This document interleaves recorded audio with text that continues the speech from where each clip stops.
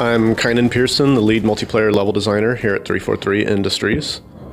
And I'm Lori Zawada. I'm from Certain Affinity in Austin, Texas. We co-developed Forge with 343. All right, so now we're taking a look at Impact and some of the Forge options that you can do and a lot of the new features that Forge has. Impact is one of the three multiplayer maps three Forge maps that we are going to offer for Halo 4. Whenever you're working in Forge, you have a bunch of different options for object types that you can use. In each of our maps, of our Forge maps, we have a specific palette for that map that has some unique and custom pieces that you'll only find in that version. You can see that now we have the new labeling and highlighting, so it tells you what object you're looking at and it highlights it green so that you know whenever you press the button you will grab that object. You can also do things like quick delete, and then you can see how whenever you drop a piece and then you drop out of Forge mode or out of monitor mode, that it generates light maps and puts shadows on the piece, which is new to Forge. One of the big pushes we had for Forge was to make sure that the visual fidelity was as close as possible to a single player or multiplayer map. We want Forge artists to create beautiful maps, not only fun ones, but easily have things like the shadows. You basically accidentally create a pretty map without trying. All right, so another one of the unique things that you can do now is duplicate object. So if you have an object highlighted and you press down on the D-pad, you'll actually duplicate it.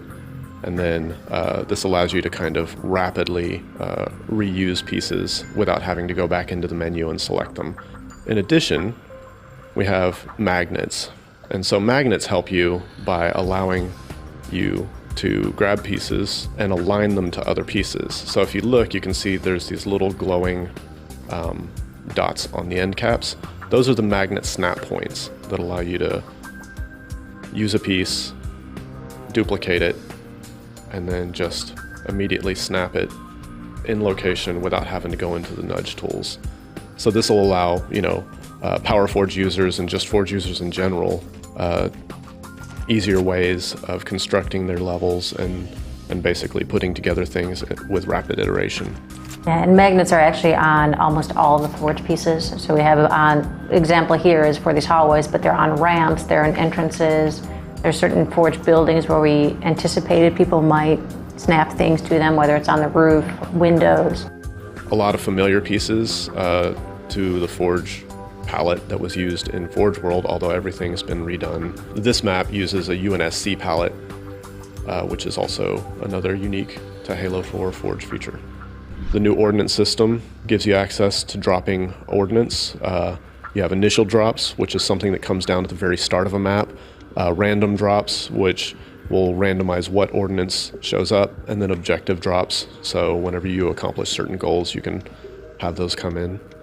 Actually, in the gadgets palette, if we open that up really quick, we have some new features. We still have the man cannons. We have something new called gravity zones, if you want to go over those. Yeah, so the gravity volumes, these allow you to change the kind of traits of what happens whenever you enter them.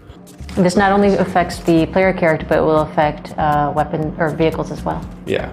So as you can see, when I'm within this volume, I have low gravity settings, and all of this stuff is customizable and tunable so that players can set up, specific things where, you have a bunch of different railways or structures, and then in certain areas only, you'll be able to have, low grav or reverse grav or just anything that you want to do. So there's plenty of creative things that you can do with the specific traits of the gravity volume.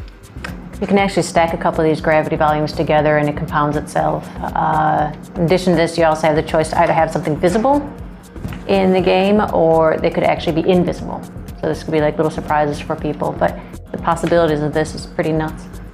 Okay, one of the other unique things that we have going on with Forge is that if you have something that's a base piece that you've located and you know exactly where you want it to go, you can basically lock that piece in place so that now if I'm pressing the A button, I can't grab it, I can't edit it unless I choose to unlock it by, again, pressing left on the D-pad. The good thing for this is that you can kind of place your foundation pieces and build off of it, and you no longer have to worry about accidentally grabbing a piece and nudging it while you're doing your construction. This gets super, super useful when you're working with 300, 400, 500 forge pieces in a single scene, and you don't want to accidentally move something that you spent some time getting just right. In combination of this, there's also the delete features. Yep. So one of the other things that you can do is you can grab an object, or you can just go in and you can do delete by palette. So you can delete all of these specific objects, or you can delete by palette and choose objects within the menu that you want to make sure that you've deleted and you don't have them. But in addition, if you'd like to start over from scratch, you can just delete everything.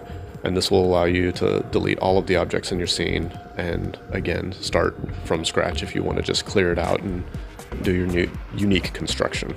And if you want to use this in combination with the lock feature, the delete all will not delete objects that are locked. And the hope here is with all these tools now, people will start iterating much quicker, come up with some excellent ideas that they normally would have been maybe a little too hesitant to try before. And then from there, just things no one's ever expected will probably come out of Forge. Yeah, so let's go ahead and take a look at one of the pre-built spaces that we have on the disc so that players can have something to start with. We're taking a look at Relay. This is one of the map variants, one of the Forge variants that we built using the custom Forge pieces on Impact.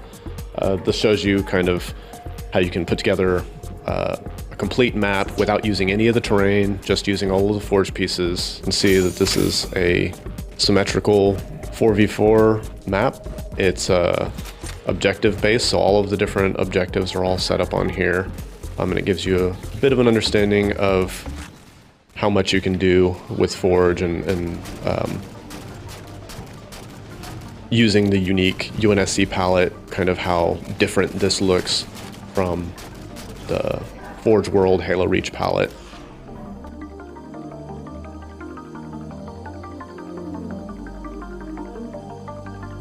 All right, now we're going to show a little bit of the player trait zones and kind of some of the stuff that you can do with those.